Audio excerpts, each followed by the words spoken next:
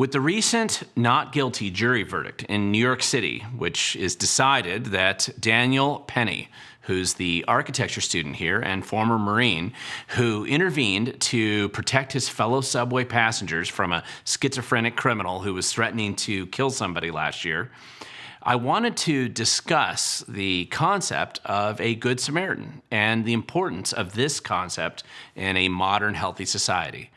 Being a Good Samaritan is actually something that we should encourage in our society, but it wasn't always so. And as we've seen recently in New York City, there are some who actually want to discourage this very healthy behavior today. Now, I'd also like to dig into how this applies in my own state of Washington and share some personal examples of family members who have been Good Samaritans, and then encourage you to better understand how these laws might apply in your states as well if you don't live here. Now, we won't all find situations in our lives where we can become Good Samaritans, but everybody watching this video can certainly hit the like and subscribe buttons down below on this video if you haven't already done so. You can also support our efforts financially by, again, going to the link down below if you appreciate these videos that we produce here. And at the least, please feel free to share this video with somebody else who might also like this content and the videos that we produce. And maybe they just don't know about our channel yet. Now, everything actually helps. And finally, of course, if you disagree, just let me know again down in the comment section below. Try to read most of them, and I'll respond if you have something interesting to say. So now back to the topic of being a Good Samaritan. Now, this topic was on my mind like it has been on the mind of probably millions of Americans with this recent not guilty verdict for Daniel Penny. But I wanted to step back and then discuss first what exactly is a Good Samaritan. Now, the term really harkens back to a biblical parable here that was given by Jesus, and it was featured in the Bible in Luke 10:25-37. And in that scripture, Jesus basically relates a story of a man who was attacked by robbers and basically left to die on the side of the road. And then others basically passed this dying, abused man without stopping, presumably just looking the other way, and without stopping to help him. And this included a rabbi and then an upstanding member of the community. However, a Samaritan, which was basically from a society that was viewed quite negatively by the Jews of that time and the audience to which Jesus was giving this parable, that he was passing by and he decided to intervene to help this man and save his life. And this is why this parable is often referred to as the Good Samaritan, and it is fundamental to most Christian teachings on this subject. Now, the part of this parable that really applies to the concept of a Good Samaritan in modern times would be probably somebody who intervenes to help others here with just no expectation of payment, recognition, or benefit for themselves, but simply because they see somebody in need and distress, sometimes at risk to even themselves, and they're willing to intervene to actually help that person or people in need, even if they're strangers. So common examples would be somebody pulling basically a stranger from a burning car after a car accident, or perhaps giving somebody CPR, or performing a Heimlich maneuver to save somebody's life who might be choking in a restaurant. Now, this Good Samaritan concept is often applied to people also who intervene to protect a stranger who's obviously being attacked by criminals as well. Now, the Daniel Penny subway case out of New York City is really a good example of a stranger, Daniel Penny in this case, who was just riding the subway, minding his own business in the city, down in a subway car that was underground, full of strangers, and then a drugged up, repeated felon who basically had an arrest warrant out for him at the time, and then many arrests in the past for assault on his record.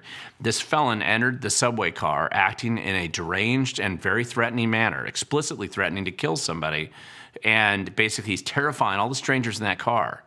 And Mr. Penny, who's a young, fit architecture student and a former Marine, he decided to intervene to actually subdue that threat and hold the felon until the police could arrive on the scene. Now, unfortunately, the criminal, Jordan Neely, he actually died shortly after the police arrived. And despite his being an obvious case where Daniel Penny intervened to protect the strangers around him who shared the subway ride that day, with no expectations, clearly no expectations of reward or recognition, but the pro-crime and the pro-criminal prosecutor here, Alvin Bragg of New York City, he decided to charge Daniel Penny with the crime of negligent homicide and a jail sentence for daring to come to the aid of his fellow subway riders that day. Now, in a rare example of common sense, Mr. Penny was actually found not guilty by the jury, even after this very abusive prosecutor here ended up dropping the absurd manslaughter charges against Mr. Penny, and even after the judge, who was basically so obviously bent over backwards to actually help the prosecution's case. So this is a good news story, really. Now, this story really hits me hard personally because despite being a fifth-generation Washingtonian, I actually went to college in New York City, and I rode this subway here quite often during the 4 years that I lived in that city. Now, this was back in the early 1990s, before Giuliani became mayor, so it was particularly a dangerous time. And I remember what it was like to be in this closed subway where you can't really escape from crazed criminals or drugged-up mental cases who could and oftentimes did step into your world and then threaten everybody around them on the subway. And you really have just no sense of how claustrophobic that can feel because you have no escape until the next stop of the subway. So anyone who's actually been in that type of situation, you have to appreciate the willingness of a complete stranger to intervene in one of these scenarios to protect a terrifying experience from becoming far more violent and tragic one than it would otherwise be. Now, Mr. Penny, I think he deserves a medal, not a prosecution or the death threats now that he has since received from very classic and typical leftist activists after his recent acquittal. Now, many states actually have Good Samaritan laws today to protect strangers from civil and some criminal liability when they intervene to actually save others in good faith without expectation of payment or recognition. The origins of many of these laws actually really go back to the 1960s and the 1970s, when crime was really on an upsurge all around America. And a variety of stories, some of them were sensationalized and some were just absurd cases, made people concerned that getting involved wasn't worth it. Now, there was the famous 1964 murder of Kitty Genovese. Not surprisingly, this is another crime story from New York City. Well, it was inaccurately reported in the New York Times back then, just like most of the stories they report today. It was actually a very popular, became well-known story about a woman who was murdered over a 30-minute period of time and witnessed by many in the surrounding apartment complex. They reported 37 of them at the time, 38 of them, who actually, they claimed, did nothing to intervene or to help her at the time. Now, there was a famous quote from one of these witnesses who said, "Hey, I just didn't want to get involved."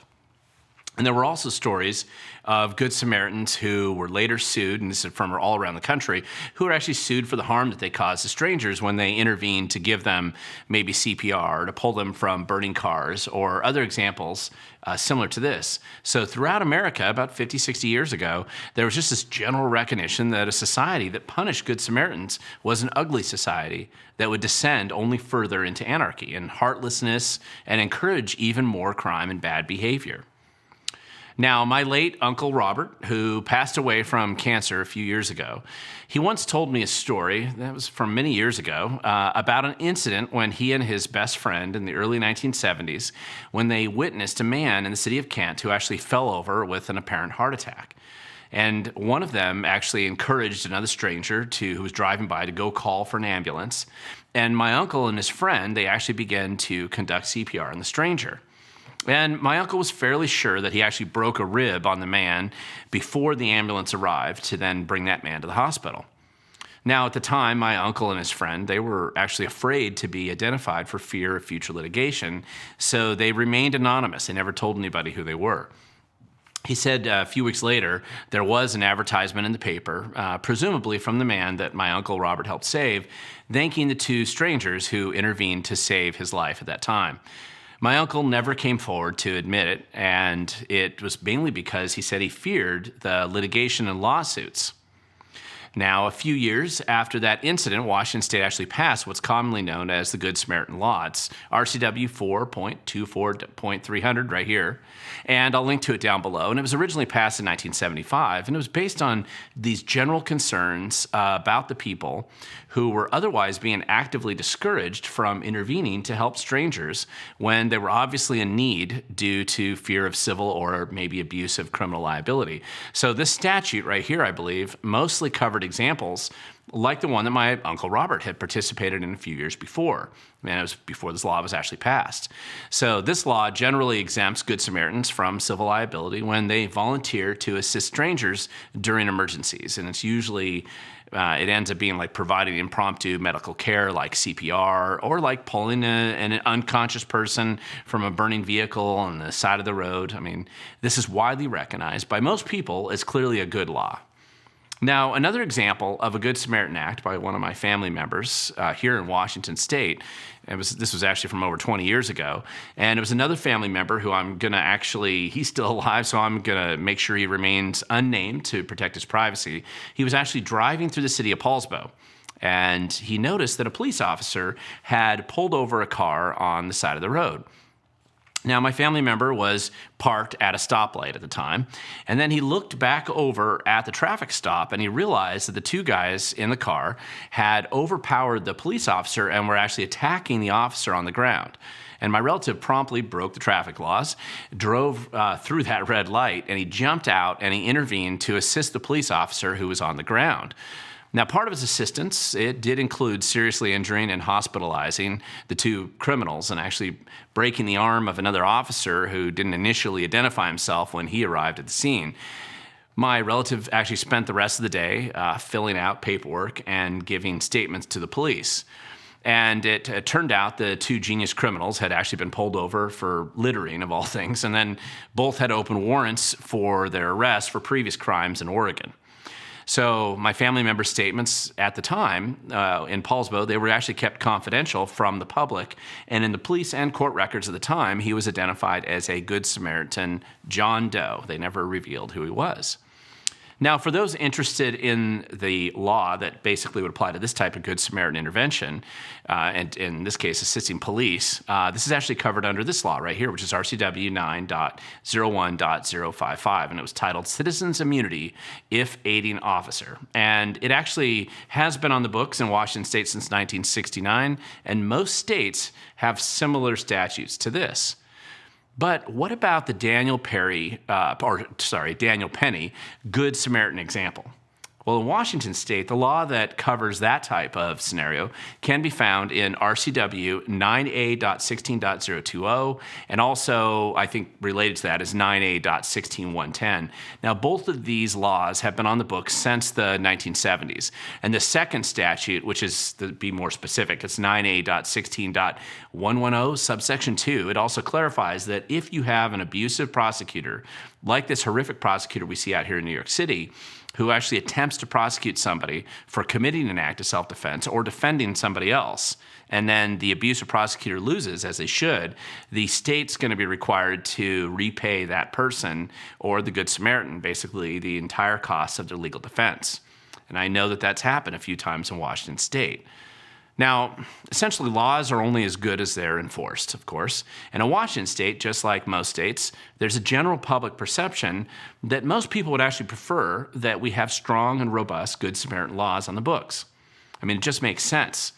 Who would want to live in a world where law-abiding strangers would just pass you on by and ignore people who are being victimized by criminals or who are suffering a medical emergency merely because they just don't want to get involved? Or maybe they're fearful of legal consequences for their Good Samaritan activity. Listen, it really appears that only people on the left here basically desire this type of society, and I would hope that some of them experience a bit of self-reflection on their distorted belief system and perhaps imagine themselves becoming a possible victim of crime in the future with strangers refusing to help them for fear of retribution. There's nobody else who would want to live in that world. Which, of course, brings us to today. Now, I hope that Daniel Penny here gets a medal for his clear heroic behavior, in my opinion, that day on the subway.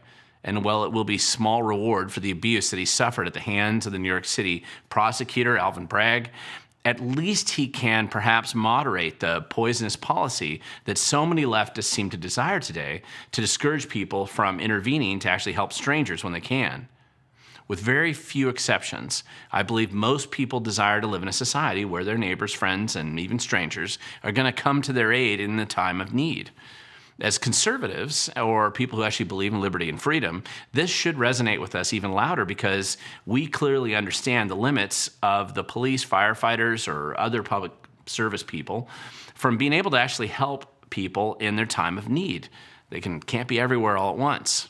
And while I hope to never be in a situation that would require me to intervene to help a stranger like Daniel Penny was forced to, I hope that I would be willing to rise to the occasion should it be necessary. And hopefully you feel the same way. Now, if you subscribe to this channel, you probably do.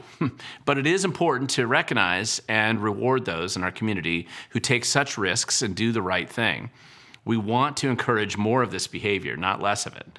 Our world and our communities, they become better places when we have more Good Samaritans, and nothing justifies the death threats and harassment of the left against Daniel Penny right now when these unfortunate events end up occurring.